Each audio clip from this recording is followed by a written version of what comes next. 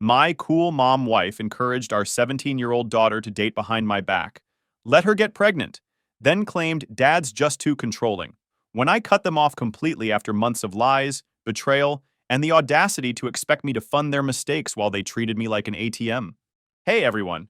Before we jump into today's video, I need your help. We've noticed the channel is losing some traction, and subscribing is one of the best ways you can support us. It's quick, free, and it helps us keep bringing you awesome content. Your support means the world. Let's keep this channel growing together. Thanks so much. Now let's start the video. Hey Reddit, want to know how 20 years of marriage goes down the toilet? Start with a lying wife, add a pregnant teenager, and finish with finding out you're the villain in your own damn house. Strap in. So me, 45 male, and my wife Jasmine had a pretty solid thing going for almost 20 years. Our daughter, I'll call her Zoe, just turned 17 this spring. She's been the light of my life since day one. Smart, funny, got a good head on her shoulders. The kind of kid that makes you feel like maybe you didn't totally screw up this parenting thing. I've always been what I'd call a reasonable dad. Not one of those psycho helicopter parents, but not some checked out loser either. Just a regular dude who gives a shit about his kid's future. Jasmine and I were always on the same page with Zoe, or at least I thought we were.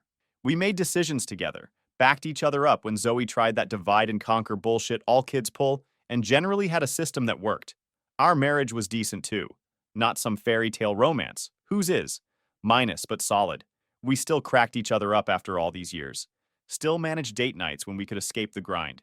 Jasmine was my best friend and the person I trusted most in the world. We met in college, dated for 3 years, then got married when we were both 24. Had Zoe a year later? Pretty standard stuff. I remember this one night about 6 months ago. We were chilling after dinner. Jasmine casually drops, "So, Zoe was asking about going to Jake Miller's party next weekend. Apparently he's like super cute or whatever." She had this weird smirk on her face. I put down my coffee. Jake Miller? Isn't he that senior who wrapped his dad's car around a tree last summer? Yeah, but Zoe swears he's changed, Jasmine said, making air quotes. I told her I'd run it by you, but obviously it's a no. Obviously, I agreed. She's got SATs coming up anyway. Last thing she needs is getting mixed up with that whole scene. Jasmine laughed. Just testing you. Don't worry, I'm not about to let our daughter start dating some burnout. Can you imagine? We both chuckled and moved on. Life continued as normal, or what I thought was normal at the time. But then, the house vibes changed. Something was in the air. Zoe's study groups began popping up more frequently. Thursdays at first, then Tuesdays too. Soon it was 3, sometimes 4 nights a week. AP classes are brutal, Dad, she'd say with that practiced eye-roll teenager's perfect around 15. Then I noticed the phone thing. Zoe used to leave her cell face up on the counter, not caring who saw her notifications. Suddenly, she was guarding that iPhone like it held nuclear launch codes. Screen always face down, disappearing with it whenever a text came through.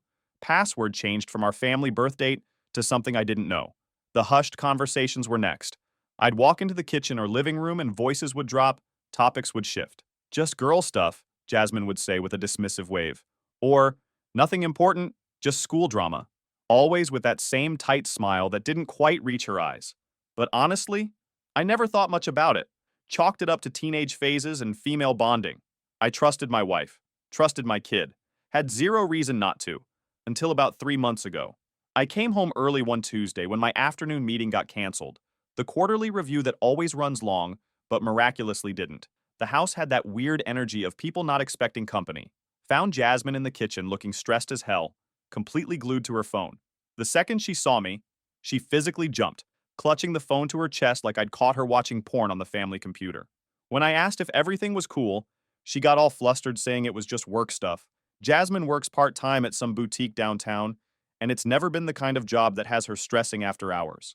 I let it slide, but something felt off. Jasmine's never been a good liar. Her voice goes all squeaky when she's bullshitting. Over the next couple weeks, I started noticing more weird shit.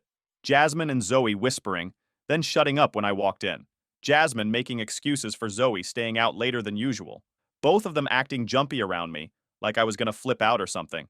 Money disappearing from our joint account with vague explanations about girl stuff or school supplies. At first, I wondered if Jasmine was cheating. Hate to admit it, but that's where my mind went. 20 years together. You think you know someone, right? So I started paying closer attention. Not in a creepy way, just being more aware of what was happening in my own damn house. One night, I grabbed my laptop to check some work emails, and Jasmine had left her email open. I'm not the type to snoop, but I noticed the search history at the bottom of the screen. How to tell husband-daughter is pregnant. Teenage pregnancy options. What to do when your teenage daughter is pregnant. How to support pregnant teen.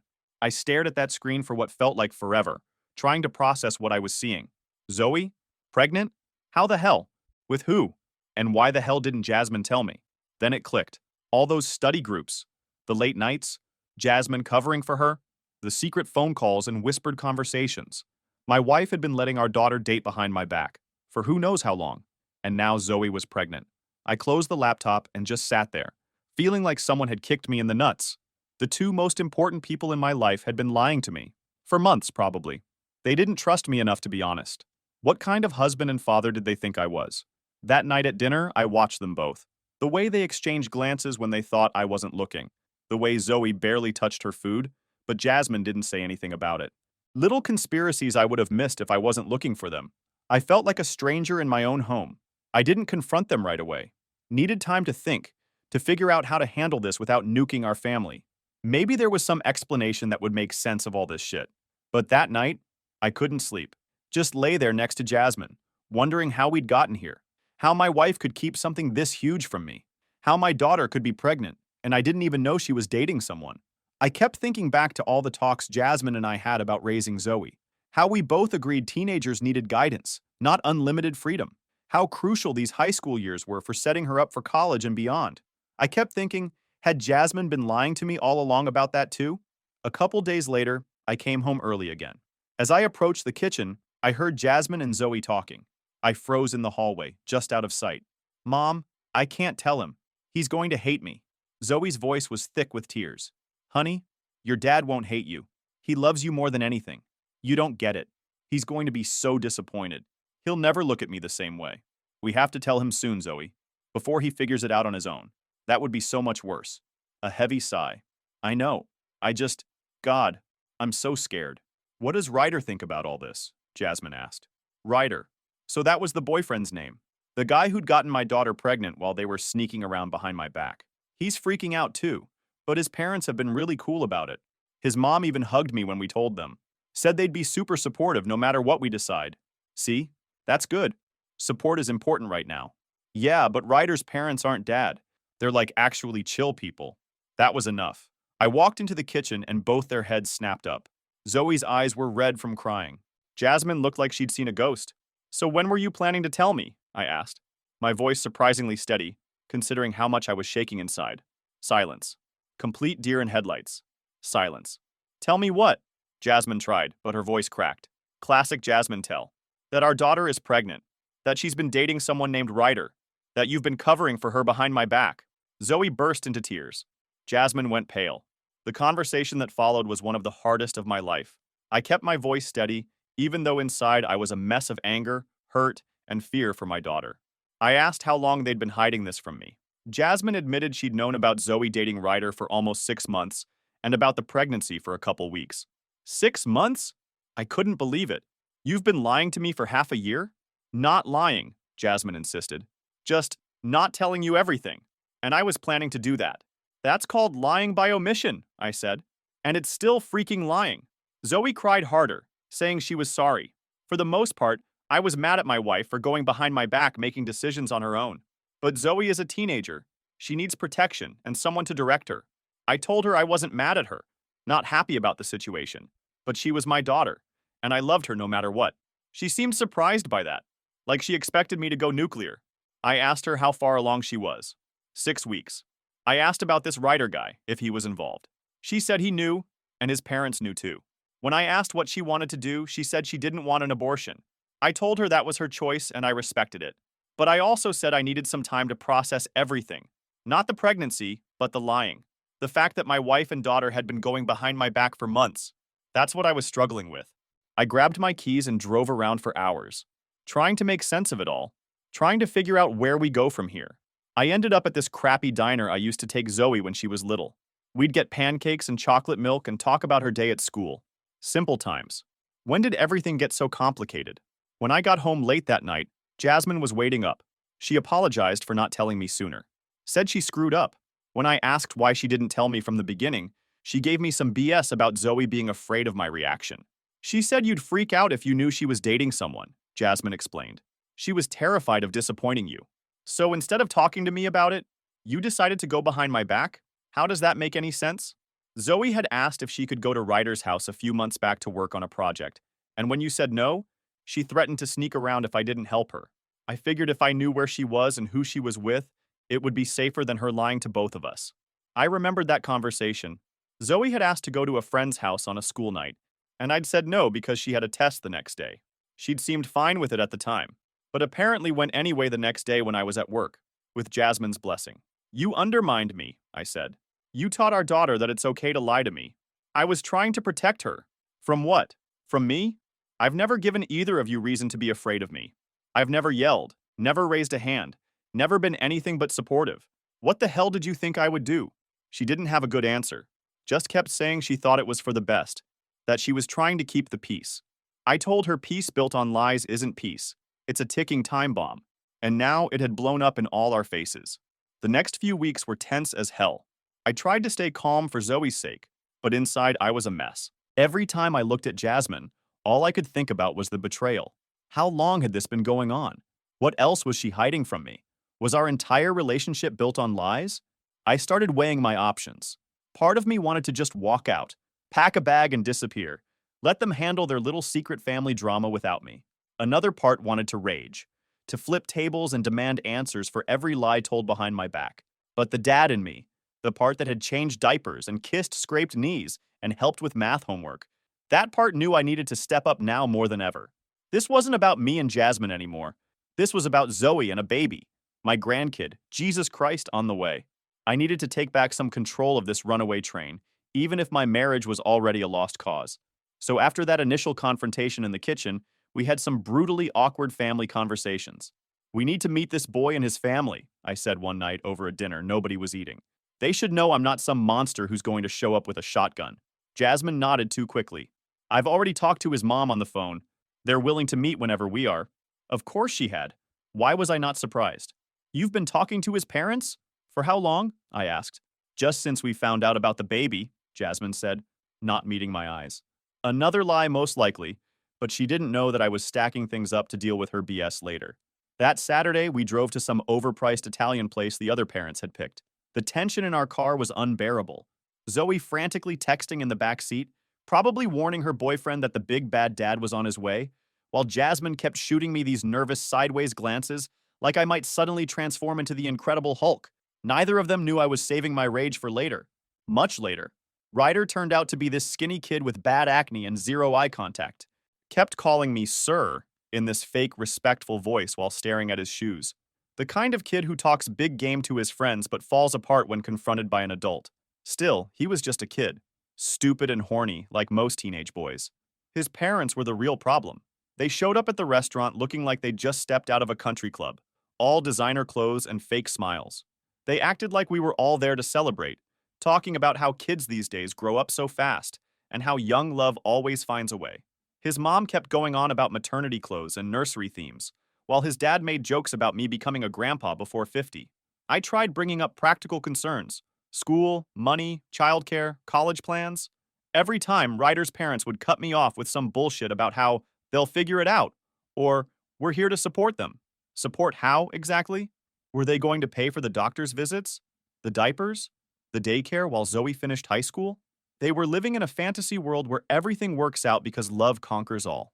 Eventually, I had to step outside before I lost my cool. Jasmine followed me out and we had a heated conversation in the parking lot. These people are delusional, I said. They're treating this like some cute teen romance movie instead of a life-altering situation. At least they're being supportive, Jasmine replied. Not everyone would be so accepting. Supportive? They're enabling. They're treating the kids like dolls in a dollhouse instead of actual human beings with a massive responsibility ahead of them.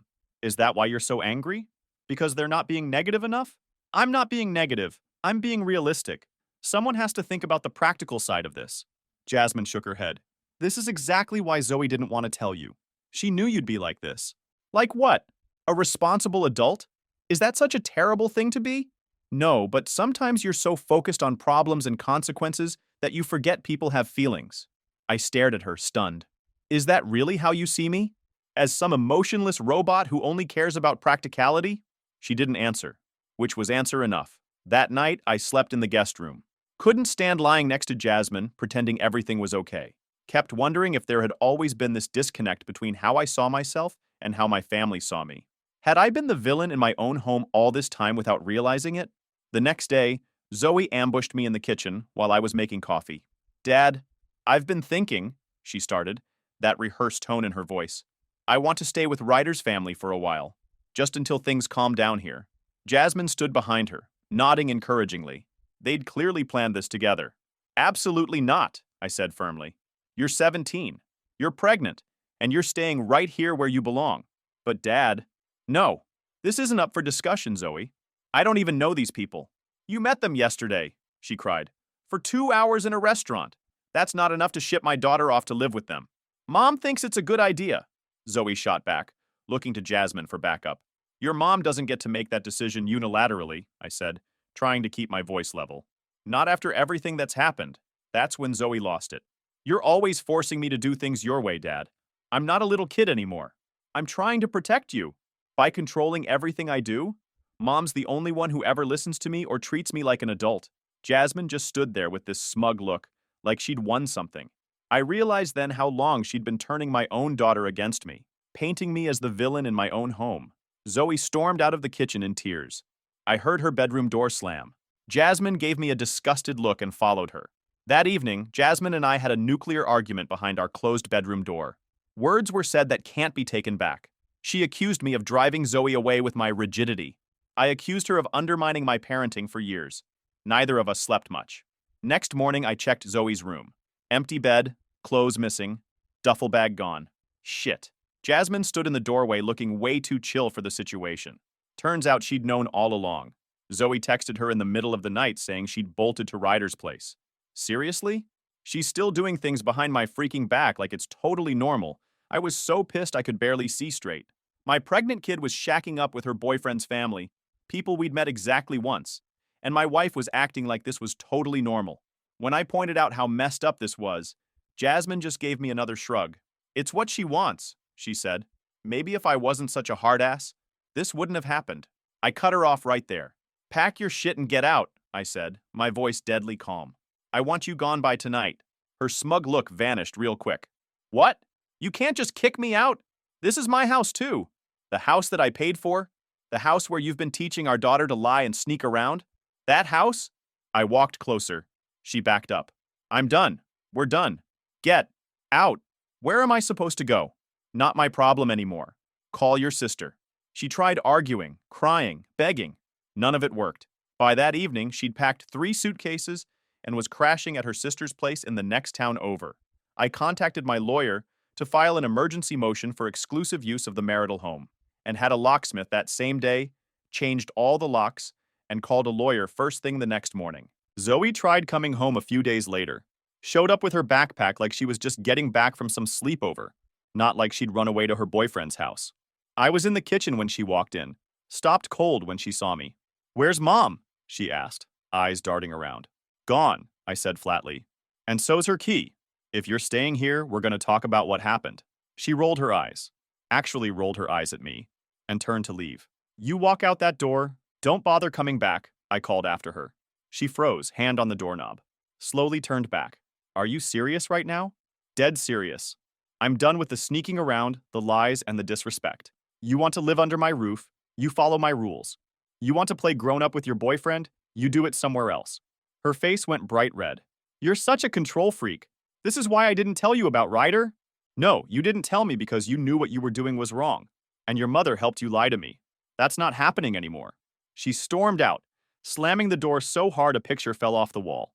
Fine by me. I was done letting a teenager and her enabler mother run my life. The divorce proceedings hit like a hurricane. Jasmine wanted everything. The house, half my retirement, alimony for life, you name it. Her lawyer painted me as some kind of controlling monster who forced her and Zoe out of the house. My lawyer countered with evidence of Jasmine's parental alienation, how she'd encouraged Zoe to lie and sneak around, even facilitated her relationship with a boy they both knew I wasn't aware of. I'd been smart over the years. Kept documentation of who paid for what. The house? My down payment from an inheritance? My name was the only one on the mortgage and the deed. Jasmine never paid toward the mortgage or contributed to major repairs, just groceries and utilities. We never refinanced or added her name to anything. I kept good records over the years, just in case life threw curveballs. Turned out, that paperwork would save my ass. My retirement, protected by a clause that predated our marriage, that joint account she'd been dipping into for Zoe's secret dates. Turns out withdrawing money under false pretenses is frowned upon in divorce court. The judge saw through her bullshit. She got a one-time settlement that wouldn't even cover a year's rent on a decent place. No alimony. No house. And when she tried claiming I was an unfit father who alienated Zoe, the judge pointed out that Zoe was living with her boyfriend's family, with Jasmine's explicit permission, not exactly Mother of the Year material. The whole thing took about 8 months to finalize after endless hearings and court delays. 8 months of Jasmine trying every dirty trick in the book. 8 months of me standing my ground, refusing to budge an inch. In the end, I kept the house, my retirement, and most of our assets. She got her car, that I'd paid off, her personal belongings, and enough cash to start over if she was smart with it. Meanwhile, Zoe was still living with Ryder's family. Wouldn't respond to my texts or calls. When I finally did get her on the phone, she had the nerve to say she was too busy to talk. Then one night, about 2 months after the divorce was finalized, Zoe showed up at the door, sobbing her eyes out. Apparently, Ryder had completely ghosted her, stopped answering texts, blocked her on social media, the whole 9 yards. His parents had gone from talking about nursery colors to suggesting she consider her options, and mentioning that adoption might be best for everyone. They'd basically kicked her out, saying she was too emotional and needed to be with her family. In other words, once shit got real, they bailed. Just like I figured they would. Against my better judgment, and every instinct to say, I told you so, I let her in. Made her some hot chocolate like when she was little. Let her cry it out on the couch. But the moment I suggested that maybe she should have been more careful, she flipped out. Oh my God, here comes the lecture. Can you just support me without making me feel worse? I tried to explain I was just concerned about her future, and she cut me off. My future? If you cared about my future, you wouldn't be trying to control me all the time. Mom was right about you. When I asked what Jasmine had been saying about me, Zoe just glared. The truth, that you think your way is the only way, that you never listen, that you're too rigid to understand what we need. I felt like I'd been slapped in the face. Again. But the kicker came when I asked Zoe what she planned to do about the baby. I'm doing adoption, she said, like she was telling me the weather. And don't try to talk me out of it. It's not like you'd help with a baby anyway. The unfairness of it all hit me like a truck. I'd worked my ass off for this family for 20 years. Never missed a mortgage payment. Never missed a recital or soccer game. Never put my needs ahead of theirs. And this was how they saw me, as some controlling asshole who didn't care. I think you should leave, I said quietly. What? You heard me. Leave. Go back to your mom. Go to Ryder's. Go wherever. But I'm done being your punching bag. Fine, she snapped, grabbing her purse. I knew you wouldn't understand. Oh, I understand perfectly. You're just like your mother, expecting me to bankroll your mistakes while disrespecting your dad. Not anymore. She stormed out for the second time that month. Didn't hear from her for weeks after that. Found out through a mutual friend that she moved in with Jasmine, who was now renting a crappy 2-bedroom apartment on the edge of town. From what I heard, Jasmine was spiraling. Blew through her settlement money in 3 months. Started dating some bartender who was a decade younger and had a rap sheet. Partying like she was 21 instead of 45. Real midlife crisis shit. And I found out through another mutual friend that Zoe decided to go through with the adoption. She didn't even bother to tell me when she went into labor. Didn't want me at the hospital. Nothing. Found out after the fact that she'd had a baby boy and given him to a couple from Oregon. That stung. I'll admit it. I'd been there the day she was born. Held her before anyone else. Cut the damn cord myself. And now I wasn't allowed to be there for one of the biggest moments of her life. But that was her choice. She was determined to keep me out of her life. So I finally stopped trying to force my way in. Then Mother's Day, Father's Day, Thanksgiving, Christmas. All came and went without a word from Zoe. I sent her a text on her birthday, but that was it. If she wanted a relationship, she knew where to find me. I focused on rebuilding my life. Got a dog. A big mutt from the shelter named Duke who needed someone as much as I did. Started playing basketball again with some guys from work. Met a woman named Talia, a kindergarten teacher. She's the opposite of Jasmine in every way. Honest, straightforward, no games. First date, she laid out exactly what she wanted and didn't want. Refreshing as hell after 2 decades of manipulation. The house felt different without all the drama. I also made some changes at work, asked for the promotion I'd been putting off for years, because Jasmine always complained I worked too much already. Got it, along with a decent raise. Funny how much energy you have when you're not constantly walking on eggshells in your own home. 8 months of silence. 8 months of building a new life without the drama, the lies, the betrayal. Then out of nowhere, I get a text. Can we meet for coffee? I almost ignored it. Almost. But part of me wanted to know what she wanted, so I said yes. Suggested a cafe near her community college. Got there right on time, not a minute early. When Zoe walked in, she looked different. Thinner. Tired. Hair cut short in a style I'd never seen on her before. But the entitled attitude was still there. I could see it in the way she walked, like she expected the world to bend to her. She sat down across from me and got right to the point. Dad, I got accepted to State University for the spring semester. Congratulations, I said, keeping my voice neutral. State's a good school. I'd gone there myself back in the day. Yeah, it's great. But the thing is, I need help with tuition. Mom can't afford it, and my scholarships only cover like half. And there it was. She hadn't reached out because she missed me or wanted to repair our relationship. She needed money. Have you looked into student loans? I asked, taking a sip of my coffee. Yeah, but they won't cover everything. And Mom said you have my college fund. I did have a college fund for her. Had been saving since she was born. $20 a week, every week, plus extra whenever I got a bonus or tax return. By the time she turned 18, it had grown to almost $50,000. Enough to cover most of a public university education. But that money sat in a standard savings account under my name alone. There were no trust agreements, no custodial arrangements, no legal obligation tying me to that fund. Zoe, I haven't heard from you in 8 months. You've ignored every call, every text. You blocked me on social media. You didn't want me at the hospital when you had the baby. Now you want me to pay for college? She had the decency to look embarrassed, at least. I know. I'm sorry. It's been complicated. Complicated? You cut me out of your life completely. That's not complicated, Zoe. That's a choice. Mom said you didn't want to be there. She said you were glad to be rid of us. And you believe that? After everything? You still think I'm the bad guy here? She looked down at her coffee. I don't know what to think anymore. Mom's been different since the divorce. Her new boyfriend practically lives with us now. They party all the time, spend money we don't have. Last week I found her passed out on the bathroom floor at 3 a.m. That sounds like a Jasmine problem, not a me problem, I said. Because I need help, she snapped, that entitled tone creeping back in. I can't live with her anymore, and I can't afford college on my own. You're my dad. You're supposed to help me. I said nothing, just stared at her hard. Now she remembers that I'm her dad. She squirmed in her seat the way she used to when she was little and knew she'd crossed a line. I'm sorry, okay? I know I've been awful. I know I messed up, but I really need your help now. I stood up, pulled a 20 from my wallet, and dropped it on the table. That'll cover the bill, I said. Good luck with college. Dad, wait, you want to know what happened to your college fund? I still have it. Every cent. But you made it perfectly clear you don't want me in your life. You only want what I can give you. And I'm not an ATM, Zoe. I'm a father. You want a relationship with me? You work on that first. Then we'll talk about college. I walked out without looking back. Felt like someone had carved out my chest with a dull knife. All those years of being a father, reduced to, what can you give me? The pain was raw, jagged, like I'd lost pieces of myself during all this shit. But I kept walking because I had to.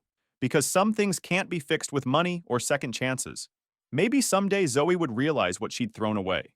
But I knew if I allowed them back in my life now, I'd be nothing but a doormat, an ATM, the father that no matter how you mistreated him, he'd be there when you needed something. And I was done being that guy. Done letting people who were supposed to love me treat me like an option while I treated them like a priority. The pain would fade. Had to.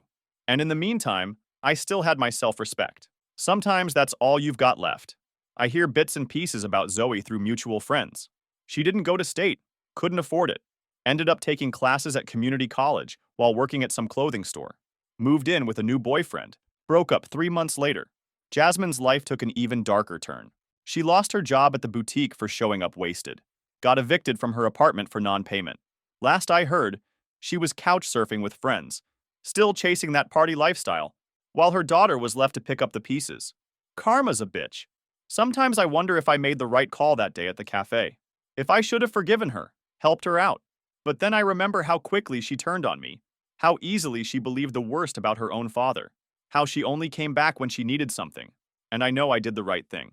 Life's different now. Simpler. Talia moved in last month. We're talking about getting married next spring. Duke still thinks he's a lapdog despite weighing 80 pounds. Work is good. I've got friends, hobbies, a life I actually enjoy. Sometimes I think about the grandson I've never met. Wonder what he looks like, if he's happy, healthy. But that's not my story to be part of. Zoe made sure of that. Maybe someday Zoe will reach out with a genuine apology, not just because she needs something. Until then, I'm done being used. Done being the bad guy. Done being the backup plan. I'm just living my life again.